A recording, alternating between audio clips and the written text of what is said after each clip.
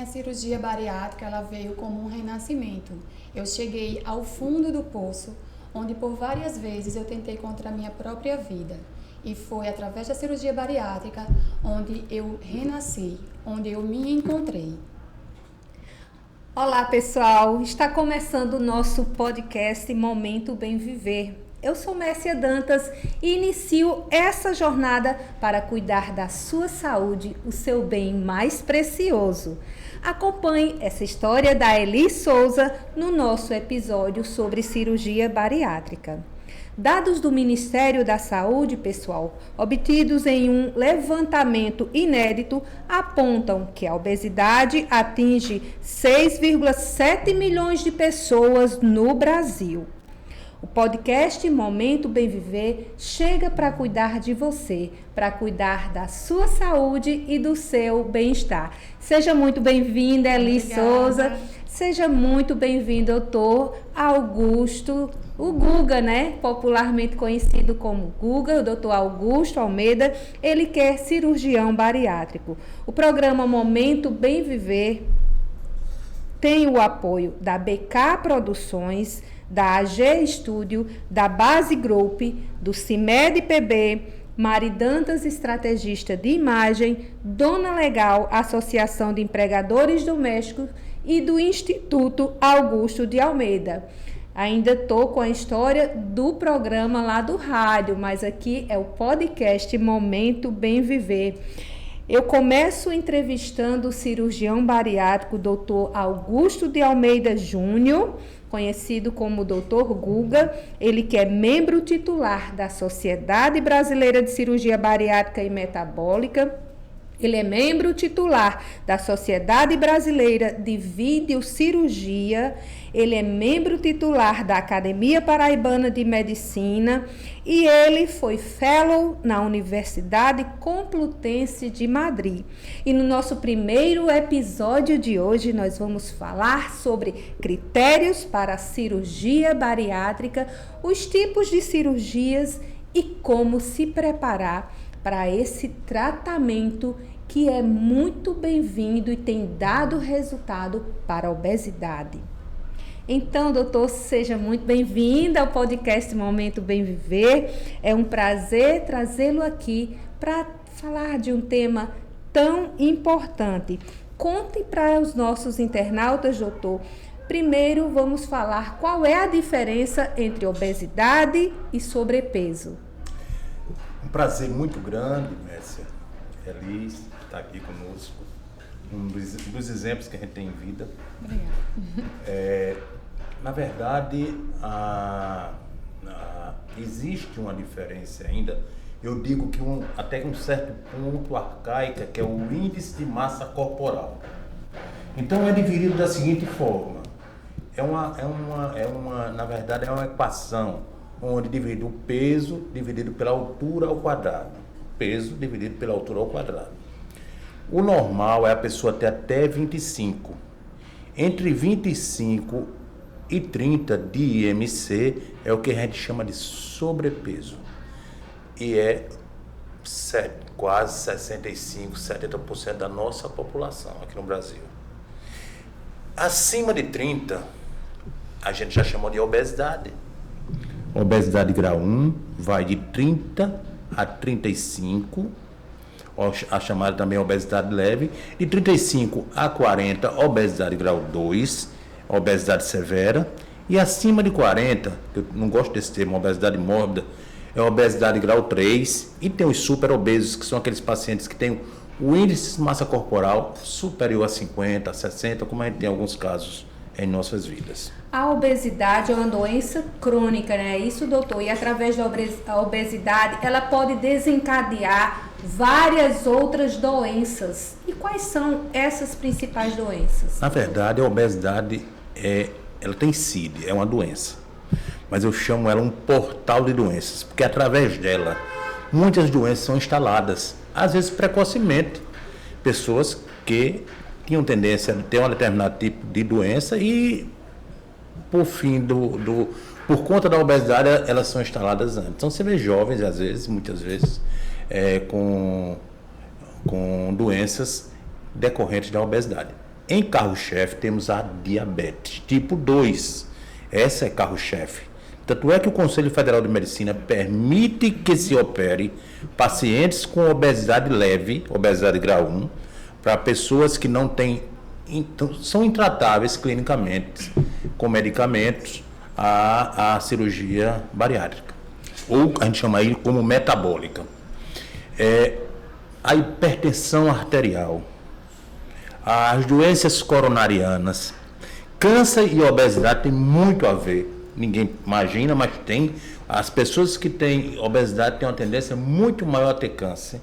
A apneia do sono, quase todos os obesos roncam e roncam por dificuldade de respirar. A apneia do sono é uma doença que tem muitas pessoas que são magras e tem, mas a obesidade leva a maioria dessas pessoas a terem a apneia do sono. Os problemas articulares, dores articulares, então isso aí vem como quase todos têm. Você imagina que você tem o seu amortecedorzinho, as suas articulações, da sua coluna, ele foi feito para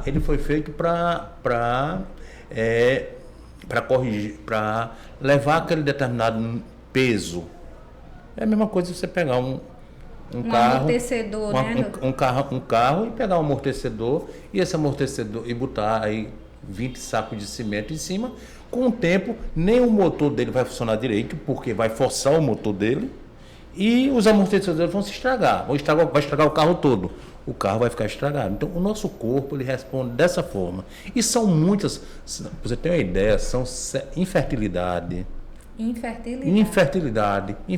masculina, a questão feminina, com ovários policísticos, enfim, se a gente for enumerar aqui as doenças decorrentes dela, é por isso que eu digo, ela é um portal de doenças.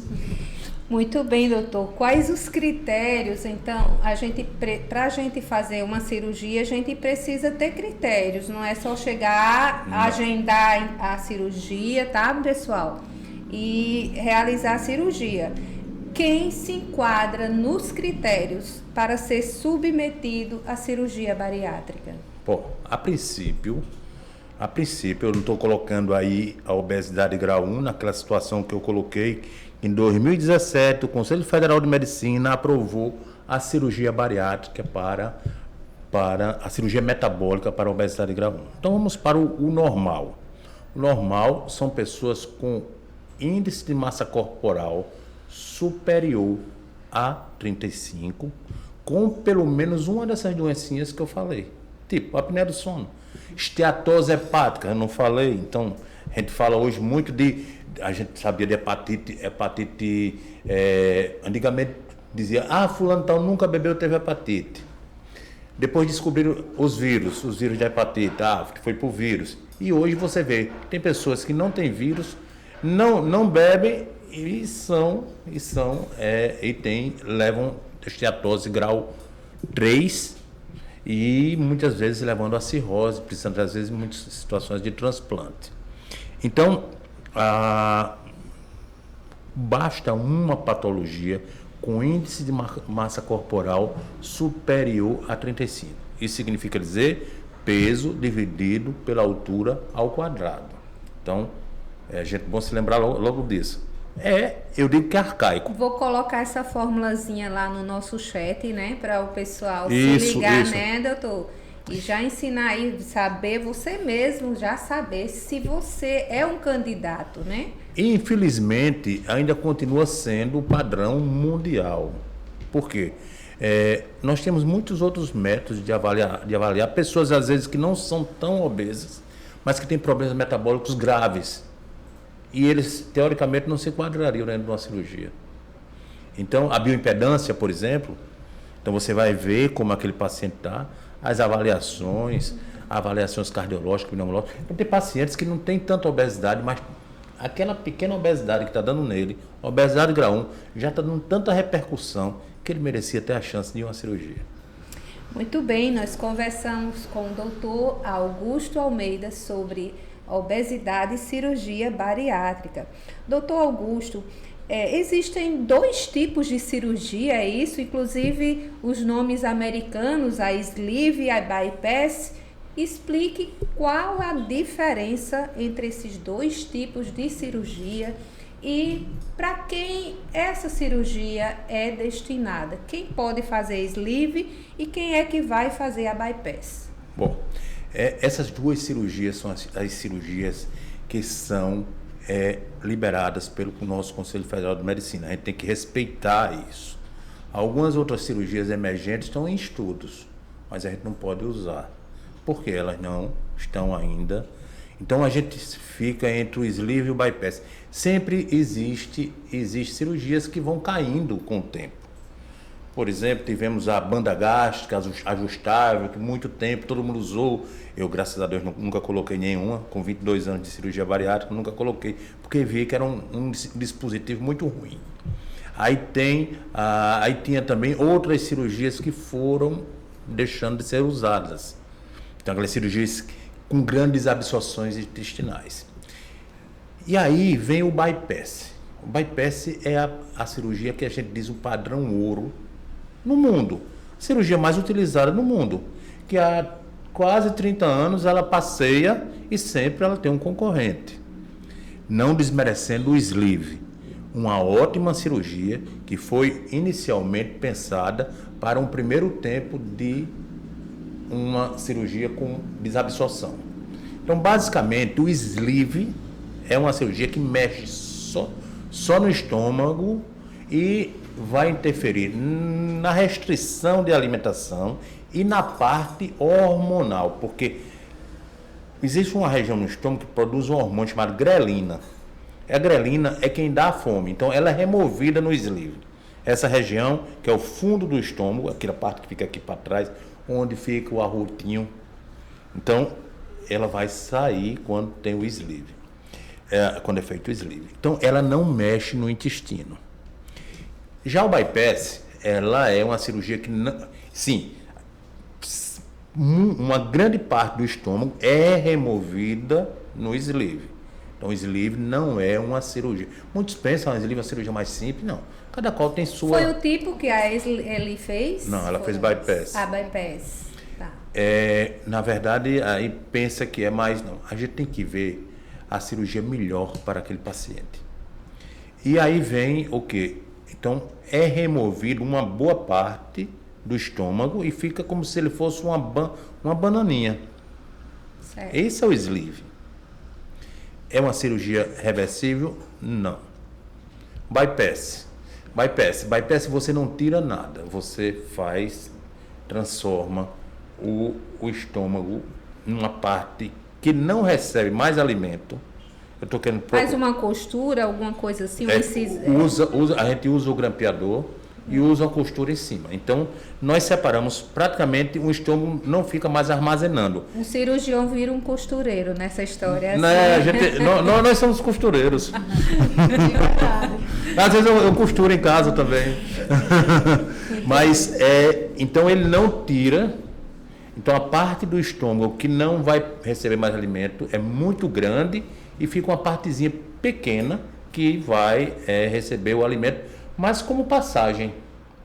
E nós vamos desabsorver parte do intestino, ou seja, uma parte do intestino vai ficar recebendo o suco gástrico, a bile, o suco pancreático, e outra parte que a gente secciona ali embaixo, a gente leva até o estômago e faz essa emenda, que a gente chama anastomose, essa emendazinha. Daí o alimento passa e pelo outro lado, por isso que forma um Y. Aí bypass gástrico em Y e RU. Aí formam um Y e ali eles se juntam e continuam na alimentação. É uma cirurgia reversível? É, porque você não remove peça. Aí você diz, qual é a melhor? Não tem a melhor. Você tem que olhar, nunca na primeira consulta você deve analisar qual a cirurgia que você vai fazer naquele paciente. Nunca. Você deve ter tudo em mãos, ter passado por toda uma equipe multidisciplinar, ter passado por todos os exames e você vai pegar. Não é porque você gosta mais dessa, eu sou torcedor do sleeve, eu sou torcedor do bypass. Não. Eu tenho que jogar ali, limpo, e saber que para determinada pessoa vai ser melhor um bypass. Eu vou pegar um de paciente diabético que ela é uma cirurgia muito metabólica, claro que eu vou fazer um bypass. Só dando um exemplo.